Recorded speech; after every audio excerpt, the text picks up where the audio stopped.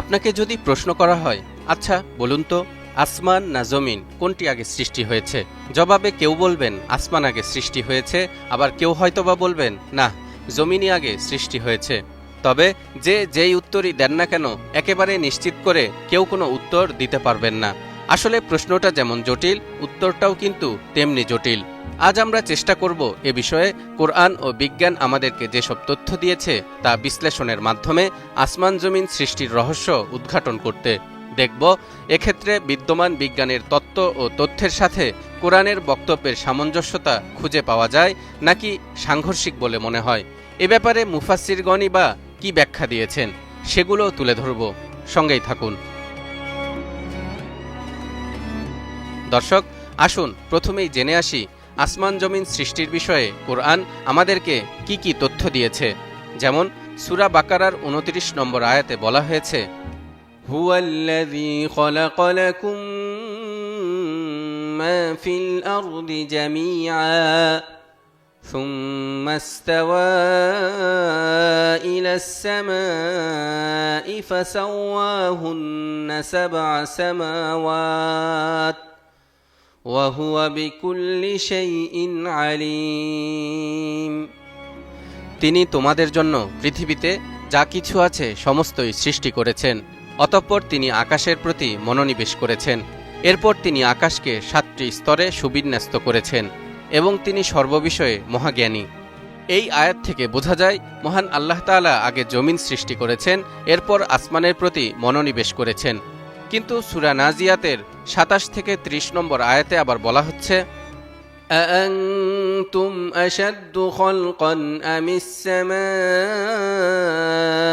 বানাহা রাফআ সামকাহা ফাসাওয়াহা ওয়া আগতাশা লাইলাহা ওয়া আখরাজা দুহাহা ওয়াল আরদা বা'দা যালিকা দাহাহা।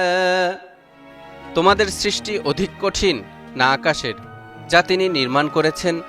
তিনি একে উচ্চ করেছেন ও সুবিন্যস্ত করেছেন। তিনি এর রাত্রিকে করেছেন অন্ধকারাচ্ছন্ন এবং এর সূর্যালোক প্রকাশ করেছেন। পৃথিবীকে এর পরে বিস্তৃত করেছেন। অর্থাৎ এই আয়াতে বলা হচ্ছে মহান আল্লাহ আগে আসমানকে উচ্চ করেছেন এবং সুবিন্যস্ত করেছেন, এরপর পৃথিবীকে বিস্তৃত করেছেন। দর্শক, আপাত দৃষ্টিতে যে কারো মনে হবে সূরা বাকারা ও সূরা নাজিয়াতে বর্ণিত তথ্যের মাঝে বিরোধপূর্ণ বা সাংঘর্ষিক বক্তব্য রয়েছে। তাহলে সঠিক তথ্য কোনটি? দর্শক, এর সমাধান আমরা জানব, তবে তার আগে আসুন এ ব্যাপারে বিজ্ঞানের বক্তব্য কি তা জেনে আসি। আধুনিক বিজ্ঞান বলছে এ মহাবিশ্বের শুরুটা হয়েছিল বিগ ব্যাং দিয়ে, প্রায় ১৩.৮ বিলিয়ন বছর আগে। সেই মহাবিস্ফোরণের পর মহাশূন্যে ছড়িয়ে পড়েছিল হাইড্রোজেন ও হিলিয়ামের গ্যাস। এই গ্যাসগুলো নেবুলা বা মহাজাগতিক ধোঁয়া হিসেবে পরিচিত, যা পরে গ্র্যাভিটির কারণে জমাট বেঁধে তৈরি করে নক্ষত্র, গ্যালাক্সি এবং গ্রহ। অর্থাৎ বিজ্ঞান বলছে আগে আসমান পরে জমিন। এখানেও কিন্তু সূরা নাজিয়াতের দেয়া তথ্যের সাথে মিল আর সূরা বাকারার তথ্যের সাথে অমিল লক্ষ্য করা যাচ্ছে। এমনিভাবে সূরা ফুসসিলাতের ৯ থেকে ১১ নম্বর আয়াতে বলা হচ্ছে, قُلْ أَإِنَّكُمْ لَتَكْفُرُونَ بِالَّذِي خَلَقَ الْأَرْضَ فِي يَوْمَيْنِ وَتَجْعَلُونَ لَهُ أَنْدَادًا ذَلِكَ رَبُّ الْعَالَمِينَ وَجَعَلَ فِيهَا رَوَاسِيَ مِنْ فَوْقِهَا وَبَارَكَ فِيهَا وَقَدَّرَ فِيهَا أَقْوَاتَهَا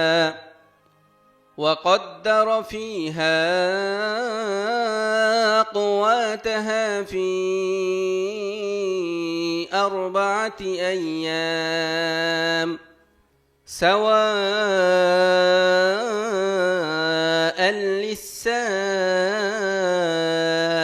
للسائلين ثم استوى إلى السماء وهي دخان فقال لها وللأرض ائتيا طوعا أو كرها قالتا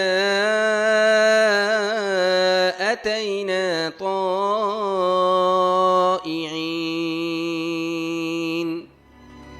বলো, তোমরা কি তাকেই অস্বীকার করছো যিনি জমিনকে সৃষ্টি করেছেন দুদিনে আর তার সমকক্ষ বানাচ্ছ? তিনিই তো বিশ্বজগতের রব, আর তার উপরিভাগে তিনি দৃঢ় পর্বতমালা স্থাপন করেছেন এবং তাতে বরকত দিয়েছেন, আর তাতে প্রার্থীদের প্রয়োজন অনুযায়ী নির্দিষ্ট পরিমাণ খাদ্য সঞ্চিত করেছেন 4 দিনে। তারপর তিনি আসমানের দিকে মনোনিবেশ করেন, তা ছিল ধূম্রপুঞ্জ বিশেষ। তারপর তিনি আসমান ও জমিনকে বললেন, তোমরা উভয়ে আসো, স্বেচ্ছায় অথবা অনিচ্ছায়। তারা উভয়ে বলল, আমরা অনুগত হয়ে আসলাম। দর্শক, এখন পর্যন্ত যে 3টি সূরার আয়াত নিয়ে কথা বলা হয়েছে, এর মধ্যে সূরা বাকারা ও সূরা ফুসসিলাতে বাহ্যিক অর্থ অনুযায়ী মনে হয় আগে জমিন সৃষ্টি হয়েছে, পরে আসমান। অন্যদিকে সূরা নাজিয়াতের বাহ্যিক অর্থ অনুযায়ী বোঝা যায় আগে আসমান সৃষ্টি হয়েছে, পরে জমিন। বাহ্যিকভাবে একে বিরোধপূর্ণ মনে হলেও একটু গভীরভাবে চিন্তা করলে আর বিরোধের কিছু থাকবে না।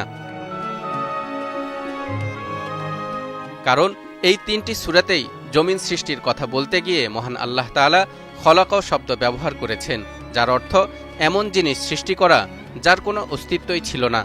অন্যদিকে আসমানের কথা বলতে গিয়ে বলা হয়েছে সুম্মাস্তাওয়া ইলাস সামা, অর্থাৎ এরপর তিনি আসমানের প্রতি মনোনিবেশ করেছেন। এখানে কিন্তু আসমান তৈরি করেছেন এভাবে বলা হয়নি।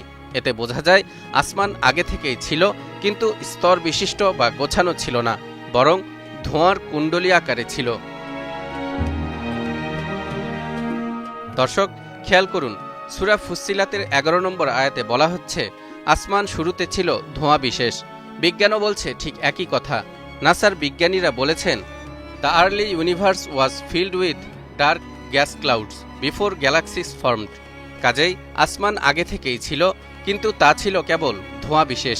এরপর জমিনকে সৃষ্টি করে আল্লাহ আসমানের দিকে মনোযোগ দিয়েছেন এবং তাকে 7টি স্তরে বিভক্ত করেছেন, যার মধ্যে রয়েছে লক্ষ কোটি গ্রহ, উপগ্রহ আর গ্যালাক্সি। এভাবে যদি বলা হয় তাহলে কোরআন ও বিজ্ঞানের তথ্য মিলে যায় এবং একই সাথে এটি প্রমাণ করে কোরআনে ব্যবহৃত শব্দ কেবল প্রতীকী ও রূপক অর্থে নয়, বরং বাস্তবতার আলোকেই মহান আল্লাহ তাআলা ব্যবহার করেছেন, যা সময়ের সাথে সাথে উন্মোচিত হচ্ছে। তবে কোনো কোনো মুফাসসির আবার এই বক্তব্যের সাথে একমত নন। তাদের মতে আগে জমিন সৃষ্টি করা হয়েছে, এরপর আসমান। তাদের যুক্তি, সবার আগে কোনো কিছুর ভিত্তি স্থাপন করা হয়, তারপর ছাদ নির্মাণ করা হয়, আর আকাশ হল পৃথিবীর ছাদ তুল্য। তাই আগে পৃথিবী সৃষ্টি হওয়ার বিষয়টি যুক্তিযুক্ত।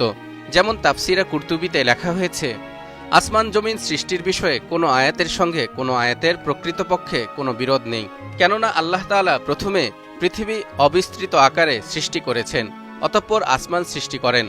এরপর পৃথিবীকে প্রসারিত করে তাতে পাহাড়, পর্বত, নদীনালা, গাছপালা ইত্যাদি স্থাপন করেন। কোরআনের শ্রেষ্ঠ তাফসিরকারক সাহাবী আব্দুল্লাহ ইবনে আব্বাস রাদিয়াল্লাহু তাআলা আনহুকে আসমান জমিন সৃষ্টির ব্যাপারে জিজ্ঞেস করা হলে তিনি বলেন, এ সংক্রান্ত সবগুলো আয়াত নিয়ে চিন্তাভাবনা করলে মনে হয় প্রথমে পৃথিবীর উপকরণ সৃজিত হয়েছে, এমতাবস্থায় ধূম্রকুঞ্জের আকারে আকাশের উপকরণ নির্মিত হয়েছে। এরপর পৃথিবীকে বর্তমান আকারে বিস্তৃত করা হয়েছে এবং এতে পর্বতমালা, বৃক্ষ ইত্যাদি সৃষ্টি করা হয়েছে। এরপর আকাশের তরল ধূম্রকুঞ্জের উপকরণকে সপ্ত আকাশে পরিণত করা হয়েছে। আশা করি সবগুলো আয়াতই এই বক্তব্যের সাথে সামঞ্জস্যপূর্ণ হবে। বাকি প্রকৃত অবস্থা আল্লাহ তাআলাই জানেন। দর্শক, আমাদের মনে রাখতে হবে কোরআন কোনো বিজ্ঞানের বই নয়, আর কোরআনকে বিজ্ঞানের আলোকে যাচাই করারও সুযোগ নেই, কারণ বিজ্ঞান সকল ক্ষেত্রে সবসময় সত্য বা নিশ্চিত জ্ঞান দিতে সক্ষম নয়। বিজ্ঞানের থিওরি সর্বদা পরিবর্তনশীল, কিন্তু কোরআনের একটি আয়াতও কিয়ামত পর্যন্ত পরিবর্তন হবে না। কোরআন এমন অনেক তথ্য দিয়ে রেখেছে যা বিজ্ঞান আজ থেকে 100 বছর আগেও বুঝতে পারেনি, কিন্তু অব্যাহত গবেষণার মাধ্যমে বিজ্ঞানীরা বর্তমানে কোরআনের সেসব তথ্যের ব্যাখ্যা খুঁজে পেয়েছেন। তেমনি এ মহাবিশ্বের সৃষ্টি রহস্য সম্পর্কে এখনও বহু তথ্য বিজ্ঞানীদের কাছে অজানাই রয়ে গেছে। কাজেই আসমান জমিন সৃষ্টির ব্যাপারে বিজ্ঞানীদের দেয়া সব তথ্যই যে সঠিক হবে এ কথা আমরা কেউই জোর দিয়ে বলতে পারি না। তাই তো মহান আল্লাহ তাআলা বলেন, মা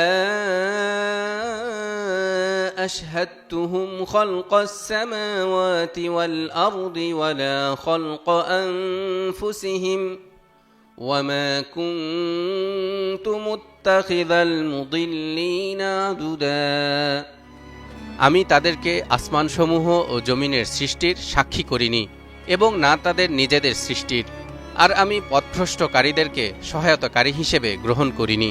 অর্থাৎ আসমান জমিন এমনকি তাদের নিজেদের সৃষ্টির সময়ও কেউ যেহেতু সেখানে উপস্থিত ছিল না, সেহেতু এসব বস্তু সৃষ্টির গতি প্রকৃতি এবং ধারাবাহিকতা সম্পর্কে কোনো তথ্য কেউ নিশ্চিত করে বলতে পারবে না। তবে শেষ কথা হলো, আসমান আগে না জমিন আগে, এর উত্তর নির্ভর করে আপনি কোন দৃষ্টিকোণ থেকে দেখছেন। উপাদানগত দিক থেকে আসমান আগে, আর গঠন ও সাজানোর দিক থেকে জমিন আগে। এবং এই দুই দৃষ্টিকোণ কোরআন ও আধুনিক বিজ্ঞানের মাঝে বিরোধ নয়, বরং একটি গভীর সামঞ্জস্য প্রকাশ করে। তালহা ইবনে রেজা, নিউজ 24।